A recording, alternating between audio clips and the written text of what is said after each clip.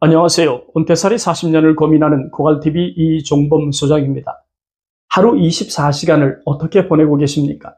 혹시 하루하루가 지겹게 느껴지는 날은 없었을까요? 혹시라도 지루한 일상이 지속되고 있다면 위험 신호입니다.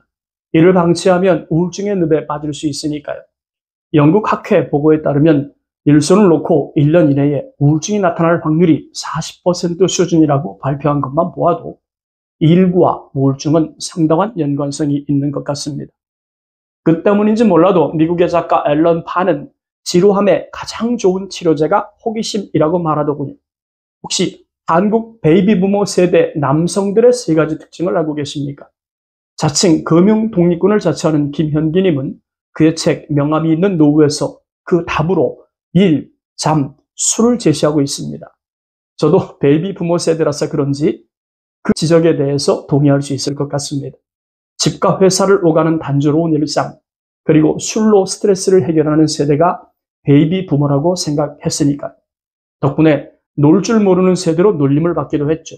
한마디로 베이비 부모는 일 중독자들이라고 해도 틀린 지적은 아닐 듯합니다.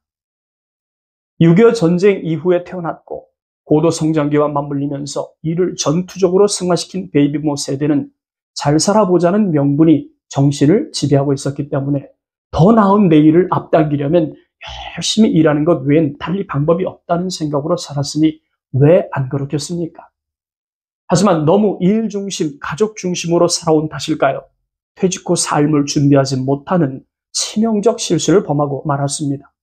현역보다 더 오래 살아야 할 노년을 대비하지 못하는 일이 벌어졌으니까요. 물론 베이비 부모들은 국민연금 수혜를 받는 세대지만 그마저도 너무 적어서 최저 생활비도 해결할 수 없는 지경입니다. 퇴직 후 양질의 일자리는 동화 속에나 나올 법한 이야기가 되고 말았죠. 그러니 얼마가 되었든 돈을 벌어야 하는 상황이 되고 말았습니다. 한마디로 편히 쉬어야 할 노년의 자유를 반납하고 다시 힘든 일을 해야 하는 과로한 노후를 보내고 있는 거죠. 베이비 부모 세대는 돈 버는 일이 우선이다 보니까 제대로 된 은퇴 공부는 뒷전으로 밀릴 수밖에 없었어요. 뿐만 아니라 은퇴 준비를 그저 돈으로 치환하여 인식하는 경향이 매우 강했습니다. 이 점은 예나 지금이나 별반 다르지 않은 상황이죠. 물론 은퇴 준비라는 것이 결국은 돈을 준비하는 것이라고 인식하는 것이 틀렸다고 할 수는 없어요. 하지만 그런 생각이 누구에게나 정답이라고 말할 수는 없습니다. 돈은 세상과 통하는 티켓이기 때문에 돈의 중요성을 부정할 수는 없지만 노년기 삶은 돈과 같은 재무적 요소만 아니라 비재무적 요소가 균형을 이룰 수 있어야 비로소 완성이 되는 삶이니까요. 예를 들어 보겠습니다. 저도 나이가 있어서 그런지 제 주변에는 퇴직자들이 제법 많습니다. 얼마 전에 전직 임원으로 퇴직한 친구에게 전화가 왔어요. 몇 해 전에 고등학교 졸업 기수별 동창 모임이 새롭게 만들어지면서 얼추 한 30여 년 만에 연결된 친구였습니다. 그 친구는 제가 핸드폰을 받자마자 대뜸 뭐 하냐고 묻더라고요. 그래서 일한다고 답했죠. 그랬더니 무슨 일을 하냐고 물어요. 그래서 제가 본업이 강사라고 말했습니다. 그랬더니 난데없이 넌 좋겠다 이런 말을 하는 거예요. 그래서 뭐가 좋으냐고 되물었습니다. 자긴 퇴직하면 일하지 않겠다는 생각을 했다는 거예요.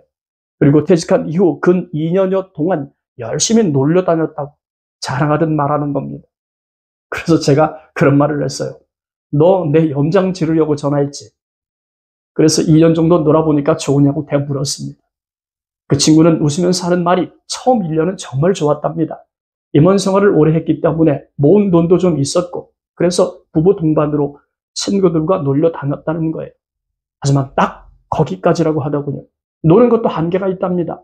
움직이면 돈이기 때문에 함께 놀러 다니던 친구들이 하나둘 떨어져 나갔다는 거예요. 지금은 자기 전화가 부담스러운지 피하는 것 같다는 말을 하더군요. 그래서 너 만날 사람 없으니까 나한테 전화한 거지. 이렇게 직설화법을 날렸습니다. 그랬더니 오랜만에 얼굴 한번 보고 싶어서 전화했다고 하더군요. 다음날 저녁 그 친구와 만났습니다. 그리고 퇴직 후 일상에 대해서 이런저런 이야기를 나누었죠. 그 친구와 이야기를 나누면서 다시 한번 깨달은 게 있습니다. 주머니에 돈이 있다고 행복한 은퇴는 아니다. 주변에 사람이 있고 갈 곳과 할 일이 있어야 진정한 행복이다. 혼자서 하루를 즐겁게 보낼 수 있는 방법이 있다면 모를까. 돈만 있고 함께할 사람이 없으면 그 또한 지루할 수밖에 없다. 어니제이 젤린스키가 은퇴 생활 백서에서 했던 표현을 곱씹어 봅시다. 적극적으로 은퇴를 계획하지 않으면 힘든 은퇴를 하게 된다. 여가에 소질이 없다면 삶도 소질이 없는 것이다. 삶이 지루해지기 시작하면 인생에서 퇴장할 시간이 가까워 왔다는 뜻이다. 역설적 표현이지만 준비 없이 퇴직하면 지루한 일상과 마주할 위험이 아주 커집니다. 물론 하루 24시간을 그냥 되는 대로 물 흐르듯 살 수도 있어요. 하지만 그런 삶에 무슨 의미가 있겠습니까? 아무리 잠자는 걸 좋아해도 하루 온종일 자는 걸 좋아할 사람은 없어요. 아무리 고기를 좋아해도 삼시세끼 고기만 먹으면 언젠가는 맛은 고사하고 영양학적으로 문제가 나타나지 않겠습니까? 퇴직 후의 삶도 저는 다르지 않다고 생각합니다. 균형이 깨져버린 일상은 단조롭고 지루할 수밖에 없어요. 이런 일상이 계속된다면 살아도 산다고 할 수 있을까요? 물론 이런 일상을 원하는 퇴직자는 없습니다. 하지만 돈이 있어도 갈 곳과 할 일이 없는 일상이 계속된다면 지루한 노년을 각오해야 합니다. 내일 아침부터 해야 할 일을 만드세요. 그래야 시간 맞춰 일어날 수 있습니다.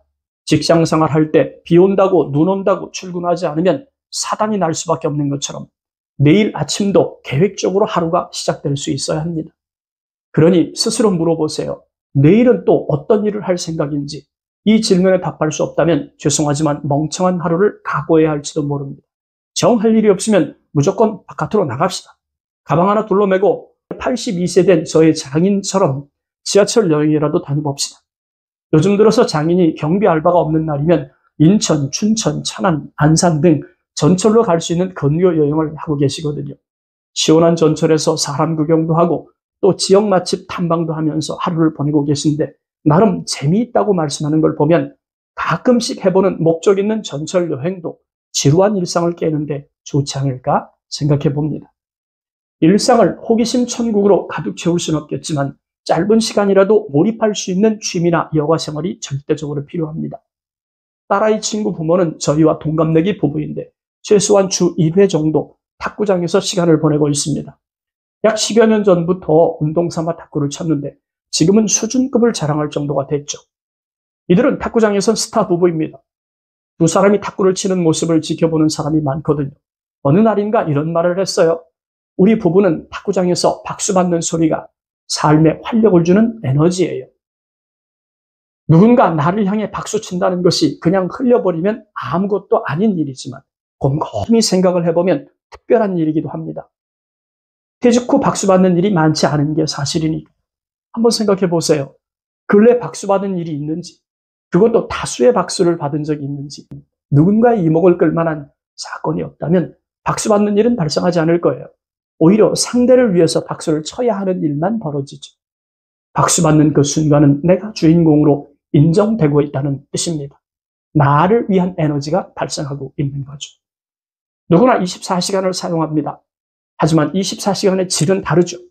어떤 퇴직자는 스스로 시간을 끌고 가면서 하루를 보내고 어떤 퇴직자는 시간에 먹살이 잡힌 채 속절없이 끌려다니며 시간을 보내고 있을 테니까요. 그렇다면 24시간을 내가 끌고 가는 퇴직자가 되려면 어떻게 해야 할까요? 다시 한번 강조합니다. 내가 할 일을 만들어야 합니다. 그 일이 무엇이든 상관없어요. 그 일이 나를 움직이게 할 겁니다. 그래야 지루한 일상을 벗어날 수 있어요. 절대 잊지 맙시다. 지루한 일상을 방치하면 서서히 침몰하는 함선처럼 퇴직 후 삶도 침몰한다는 사실 말입니다. 오늘 영상 여기까지입니다. 감사합니다.